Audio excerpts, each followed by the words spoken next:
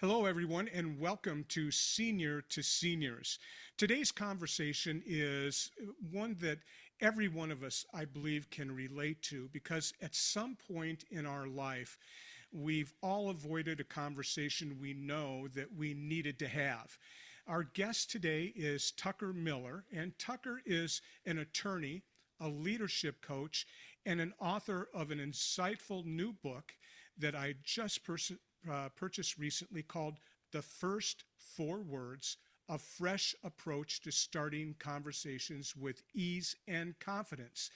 And after decades of helping executives, teams, families, seniors, all of those navigate difficult conversations, Tucker discovered something powerful.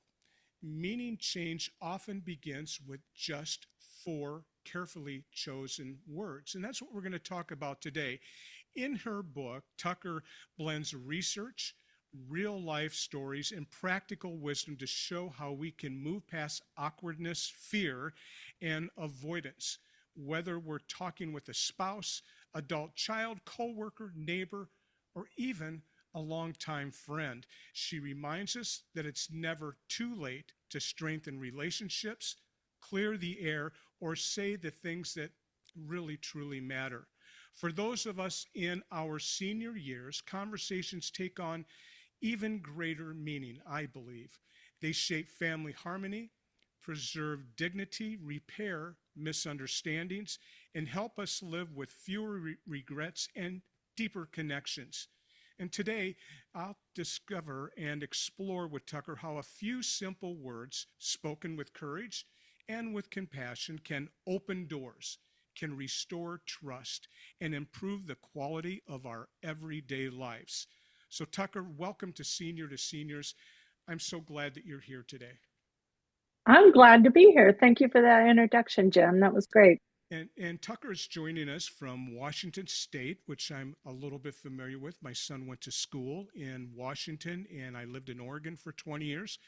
So I feel like we probably lived next door, pretty close to next door for a number of years. And I miss Oregon and miss driving through and around Washington, two of the most beautiful states that we have in our country. So, Tucker, first of all, your book is this book right here, Yeah. and it's called The First Four Words, a fresh approach to starting conversations with ease and confidence. And I think the subtitle is as important as the title. So tell us, how did you get to do this? How did you start with this, and why did you write the book? Well, I'm thinking, do I give you the really short answer or do I give you the real story? Well, Do you have give a me the preference story. Yeah. for this story? I work and have worked with leaders and companies for a really long time. And in 2021, I started my executive coaching business. And I would work with these senior level leaders, very well educated. They have the authority and the power of their organization behind them. And as I would talk with them about what they needed to have happen in one context or another, it usually came down to a conversation they needed to have, that they knew they needed to have. They believed it would change everything if they had it. We would strategize about how to have that conversation. And then I would ask for a commitment. Are you going to have the conversation? That all sounds great. Yeah. Until they return and I say, how'd that conversation go? And time again, the conversation didn't happen. And what I noticed was that there was a very consistent explanation for why that conversation that they needed and wanted to have didn't happen. It was what they said. They didn't know what to say. Mm-hmm. And I thought, you're educated, you're powerful. This is clearly not a vocabulary issue. What is it? So you mentioned avoidance in the introduction. It was, why do we avoid the things that we believe we should do? And I started to think about, what's at stake for them if things go wrong? What's the fear about? And I thought, I'm going to come up with a solution for helping people understand that the problem is beyond not knowing what to say, but how do I shorten the distance between sitting on the couch and not talking about what I need to talk about Hmm. and getting into the conversation? Hmm.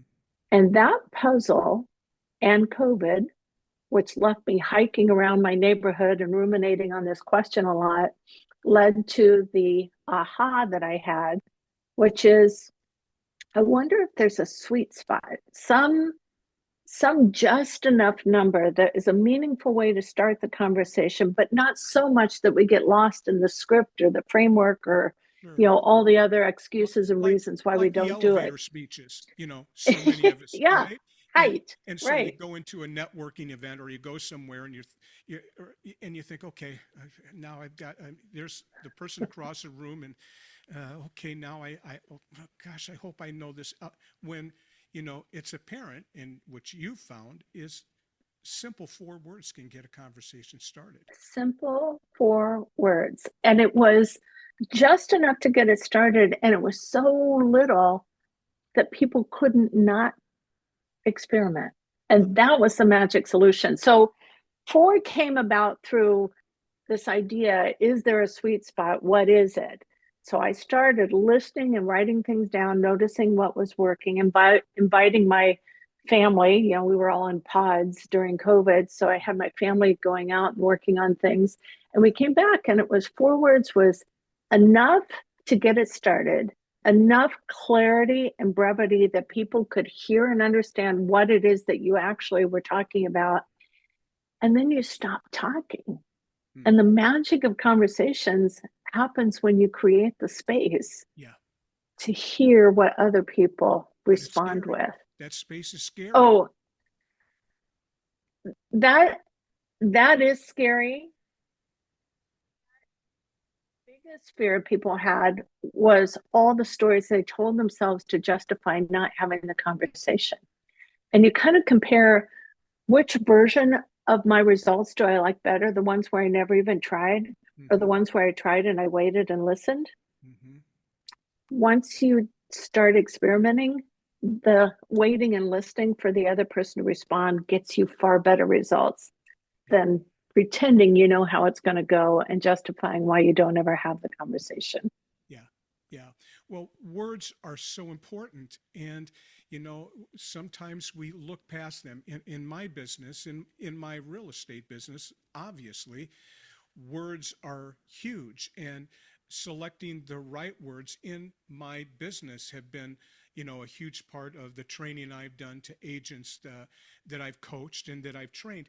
One of my favorite books, I'm not here to sell books for anyone else. I'd like people to pick up your book for sure because I think it will shed Thank you. some light.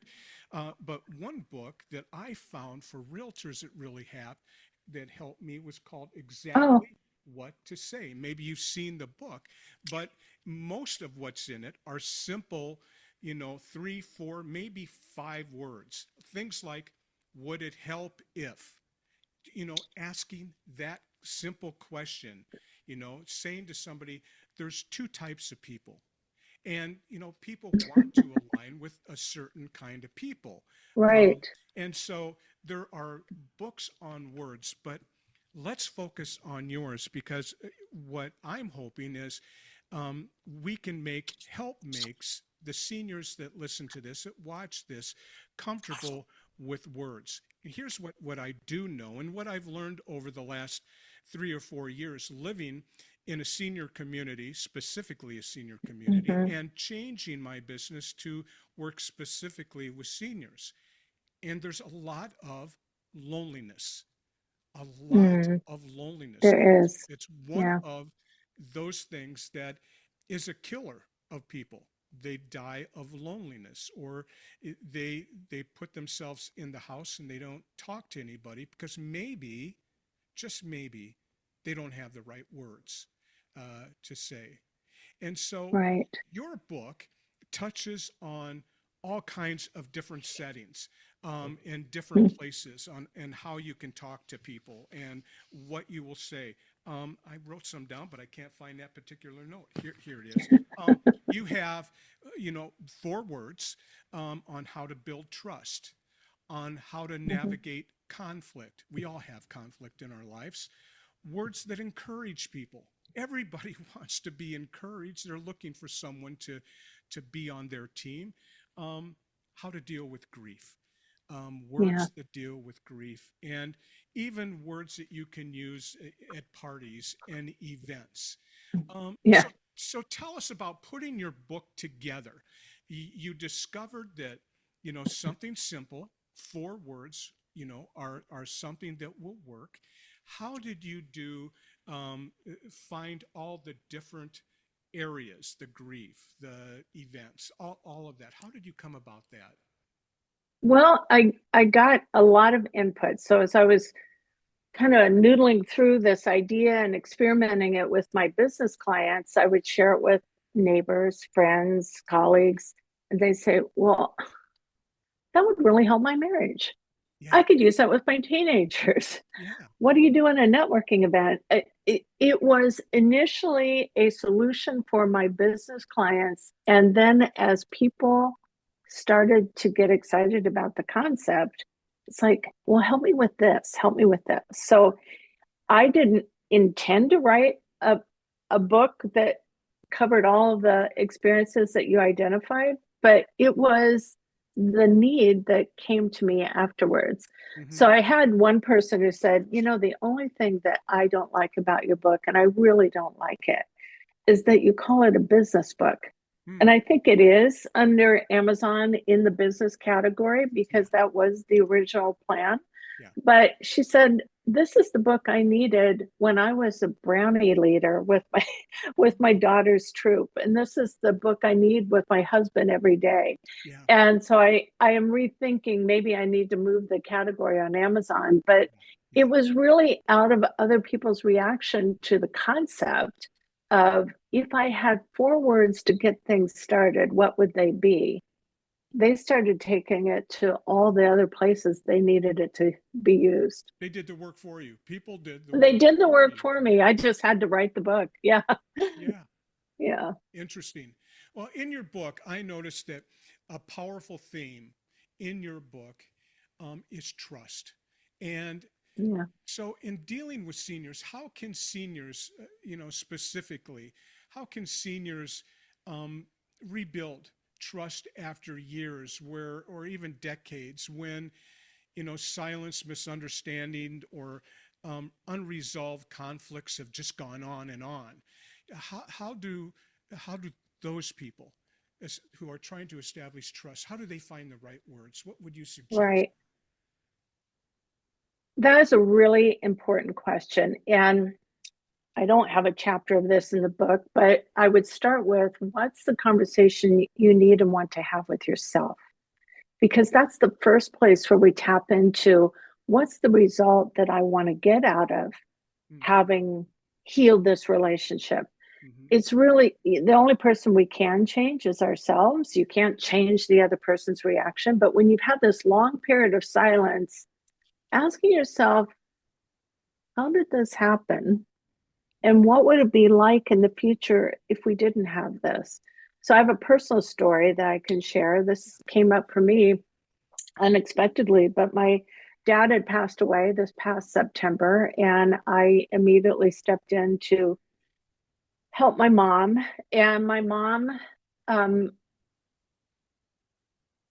this relationship has been challenging, Okay. and Okay. my responsibilities were bigger than I expected. And And it's just been a, that's not it's uncommon not, for a lot of people, I'm right? learning this. Yeah, yeah, Yeah. yeah. Suddenly, I'm not responsible just for his estate. I'm responsible for her loneliness, her grief, Hmm. her medical appointments, her care and upkeep, and all of her financial stuff. And it's been hard. And at Christmas, she pulled me aside and she said, I need to talk to you about something. And I said, okay. I figured it was going to be another list of things that I needed to do. And what she said was, I'm really sorry. for how I've treated you. Mm, And I was so taken aback by that. And all of the rough patches of the recent months just melted away. And I said, "You don't need to apologize for that." And she said, "No, I really do, because I've been horrible to you." ah, And I was really horrible right after dad died. And I followed up with, one thing I would say is break the conversations down into bits, let people absorb. So I just let that one ride. But then I followed up with her a couple weeks later and I said, "I want to understand what motivated that conversation and how that came to be. Just tell me a little bit more about that." And she explained it. But what she said is, "We've always had a great relationship, and I didn't want my behavior of the last few months to do anything to destroy that." mm, And it revealed a side of my mom that I don't think I've ever seen or experienced. And she was very sincere.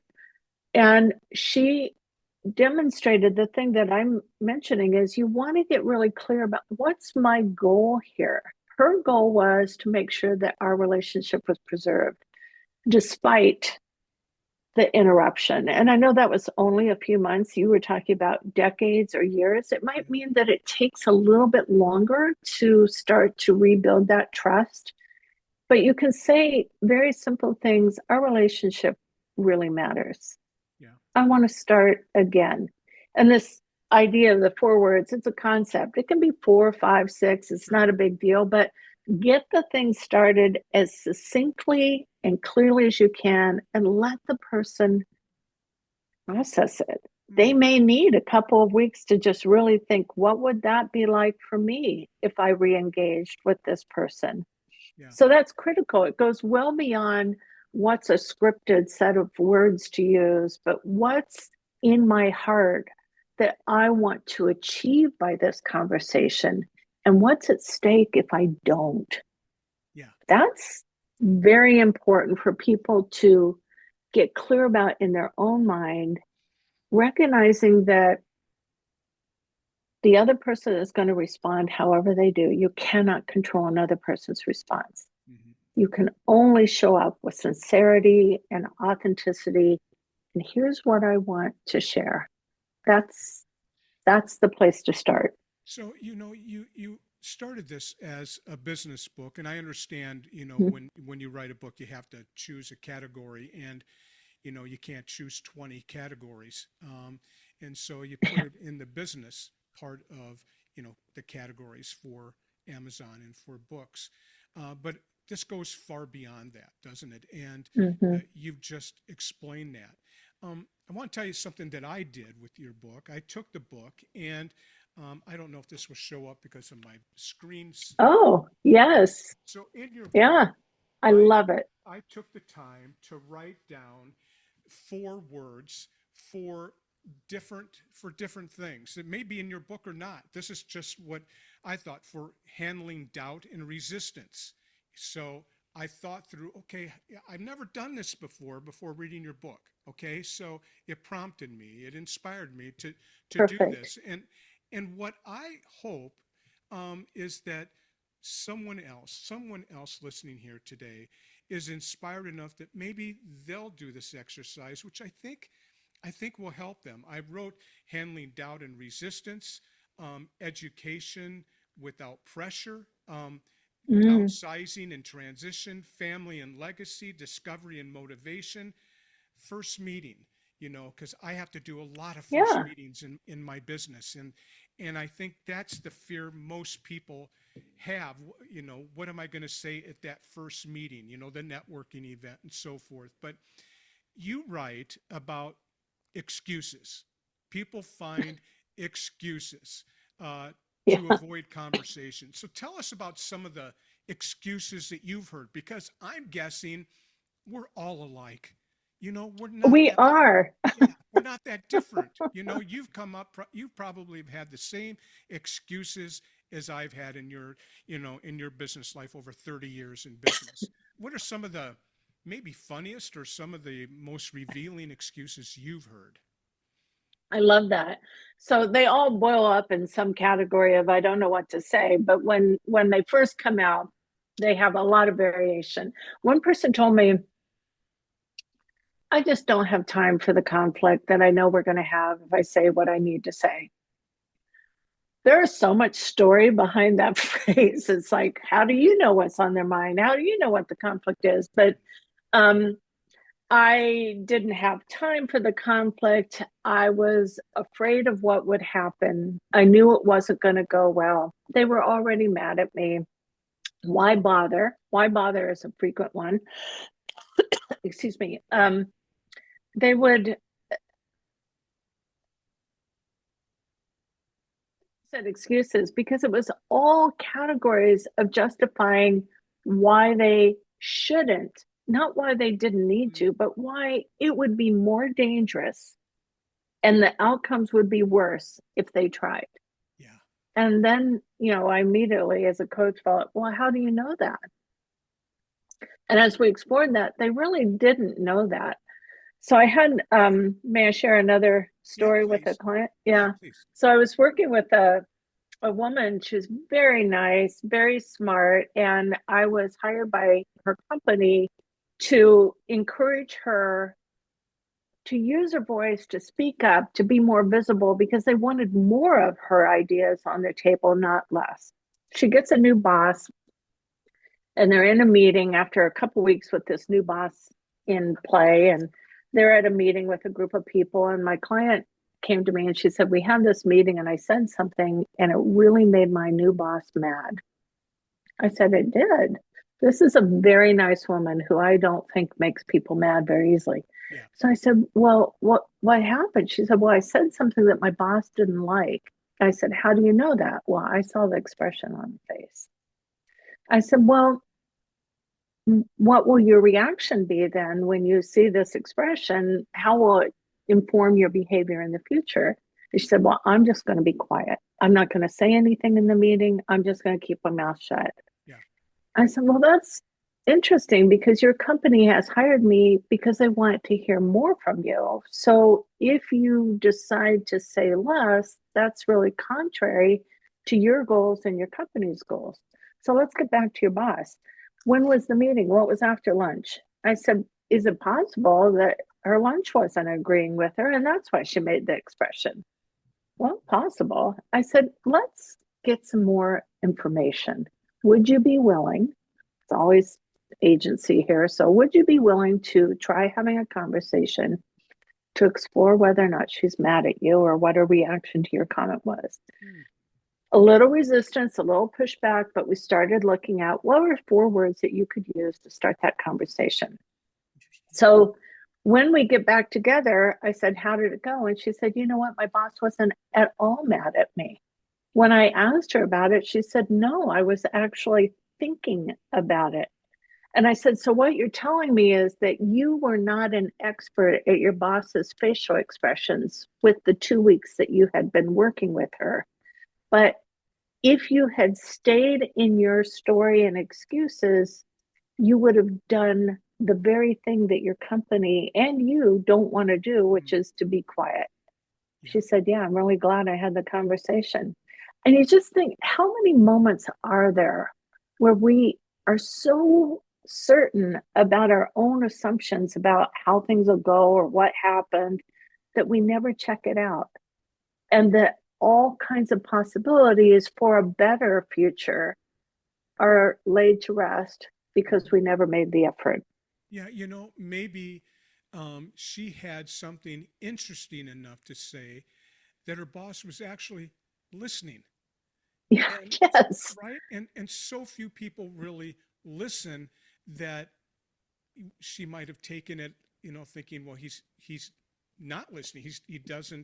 He's not thinking about me or what I'm saying when in essence perhaps he was just listening and she doesn't know what that expression looks like because so few. Exactly. How many of us really know what's going on in other people's heads? None of us. Yeah. And the conviction or the commitment to just go check it out so that you can be better informed in the future is all it takes. Yeah. and then a few simple words to get it going. Well, that's great advice because none of us know, what's going on in that other person's head.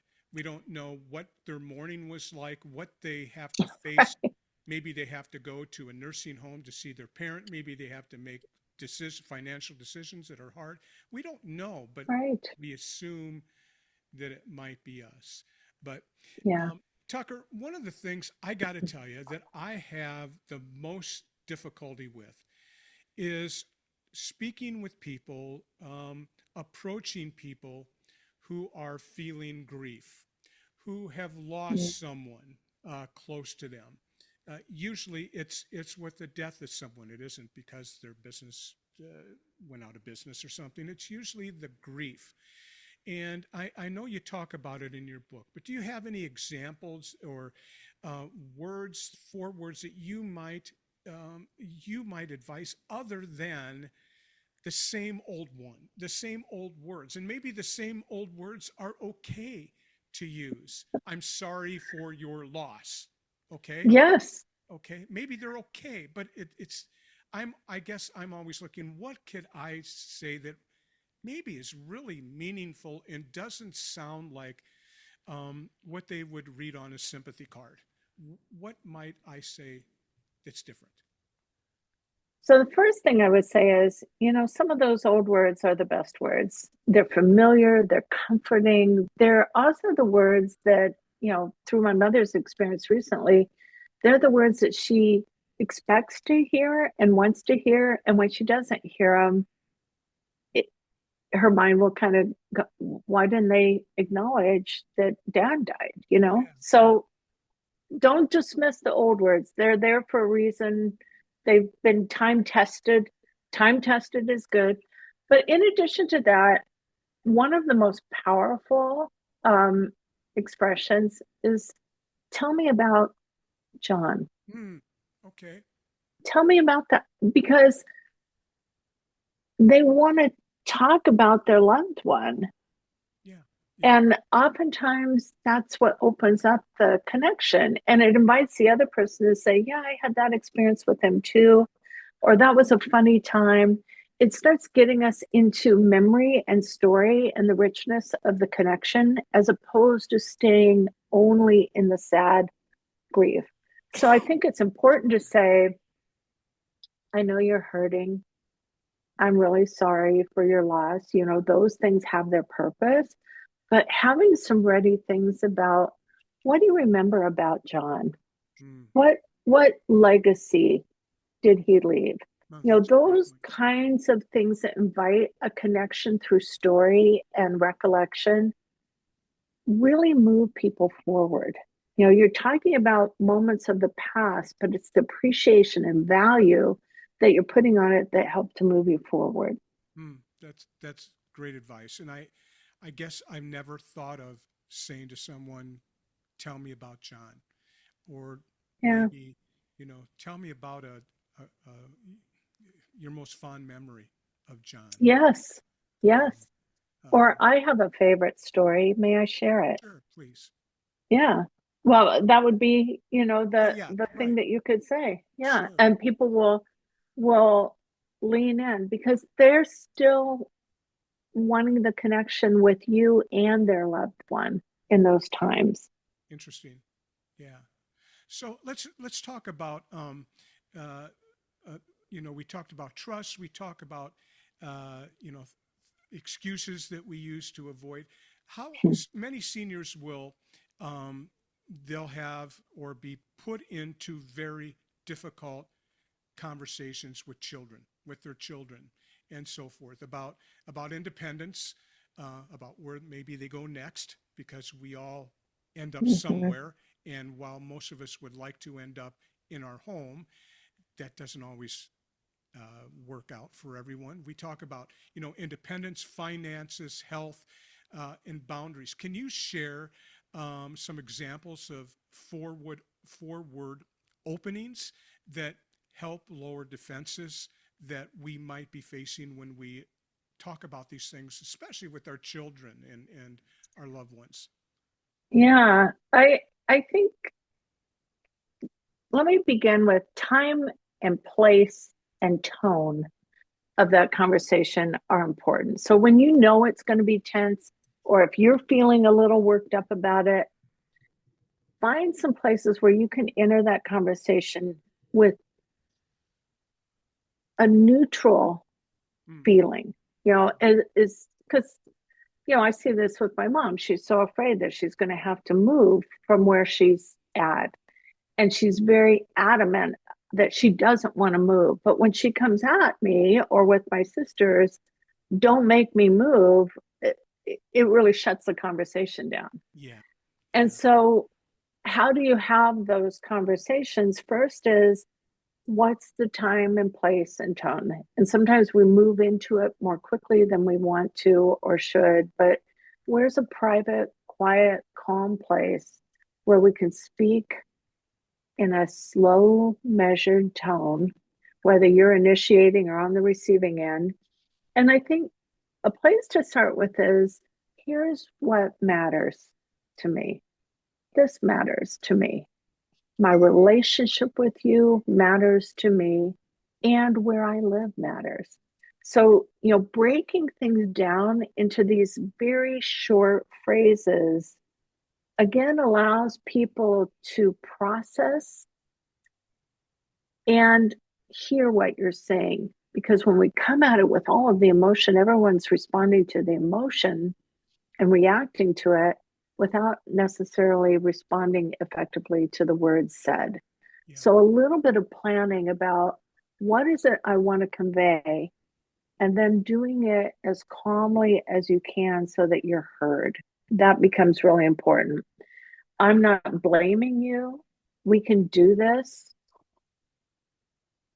I'm getting a note that my internet is unstable. Are you No, able to you're hear? fine. Yeah. Yeah, Okay. you're fine. Okay, good. Um, can we talk honestly? That kind of primes the pump that we're going to go deep here. Is this Mm-hmm. the right time? Mm-hmm. Um, Finding the right time, when you think about talking to your adult children, it's so important to recognize that you're not the only responsibility they're probably dealing with. Yeah. So finding the right time, is this in the middle of your workday? My mom calls consistently in the middle of me leading a 60-person meeting on Friday mornings. That's a convenient time for her, and it's a terrible time for me. Sure. And so thinking about what are the other things that people are managing and finding that right time for the conversation, recognizing that your adult children also have their children. Yeah. And everything that you bring to your adult children starts to work in their mind about what they do and don't want to have happen with their children. It's a cascading set of issues that um, are probably more than we can really be responsible for. But if you come in with a sense of calm, it Yeah. just gives everyone the breathing space that they need to sort through what might be will be Mm-hmm. multiple conversations to get to the end. Things like, please hear me out. Let me say my piece. I want to hear your thoughts. Mm. Inviting other reactions and responses. All of those things are just short, simple phrases that keep the conversation going. Yeah. I love that. Time, place, and tone. I love that. While my podcasts are evergreen and they're not set for any particular time of year, we're just coming out of the holidays, Yeah. and holidays, special holidays, birthdays, and so forth are times when children sometimes will notice something is different with mom or with dad or with both. They cross country from Washington to Iowa to see their parents, and they haven't seen them for a year. Talk to them on the phone, but they notice that they walk slower, that they have Yeah. more of a difficult time picking things up or cooking, or so these kind of conversations are things that maybe forward conversations or leaders for conversations or something that I think all of us need to think about who have parents that are, still alive, and that we still see, because it's going to happen, right? And Yeah.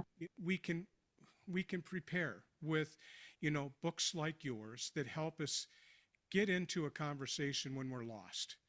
And again, I love the time, place, and tone, because that's so important. And um, I love the thought of you mentioning that, I'm here to listen. This is important to me. Um, it's important to you, just Right. the short things and so forth. So, Tucker, one of the things I try to do in all my podcasts is, I ask you a bunch of questions, and you've been so kind to answer what the questions I've asked. But I know, or I feel that sometimes there's something that I should have asked you that I didn't, and that you Mm. want to make sure that my audience knows. It can be whatever you think is important. I think, your book, the first four words, I think it's important. And I think it's important that people see it so they know what it looks like. So when they go to buy it, they won't buy another book with a similar title, right? Yeah. There's so many books out there. But what is one thing, if you can think of one thing, I don't mean to put you on the spot, that I didn't ask you, but damn it, Jim, you should have asked me this question and you didn't. Is there anything you I can think of? I had one thought when you were talking just previously, that it's very common for a parent to want to protect their children from Yeah, worry. yeah, And I think parents, I'm a parent of adult children, I'm a grandparent, and I've got an older mom. And I'm very aware of the ways I want to protect my children. And I see that in a whole new way with my mom, of how she's not really telling me the whole truth, because I've always assumed she didn't want to admit it or acknowledge it. But I also think she's trying to protect me. yeah. I should want to And hurt. so, yeah, I think the more honest we can be with each other, the more I can learn how to support her. But I've learned volumes in recent months of how to better prepare and protect my children. Still speaking honestly, but working through some details that my parents didn't know how to prepare me for now as I'm stepping in. So I appreciate a parent's desire to, buck up and be the adult and all of that. Yeah, But at the same time, the more real we can be, particularly with our adult children, the more we help them prepare for their future as well. yeah, And trying to hide the truth doesn't help anyone. yeah. Exactly. My There's a wife. question somewhere in there, Jim. I didn't tell you what the question was, but that's the answer I would have given you. There you go. Well, that's what I was looking for. And well, listen, I have enjoyed the time we've spent together today. I've enjoyed your book a lot, and Thank you. I think it is a nice a benefit to anybody to have the book, to help to think outside of the box on finding right words, because we're all looking for the right words, and your book helps find those right words. And I'm appreciative of your book and appreciative of you, and I hope we can talk again. I enjoyed this a lot. I do too. Thank you very much, Okay. Jim. Thanks so much for joining me. Have a great day. And thank you to everybody for joining me here on Senior to Seniors. Have a great day.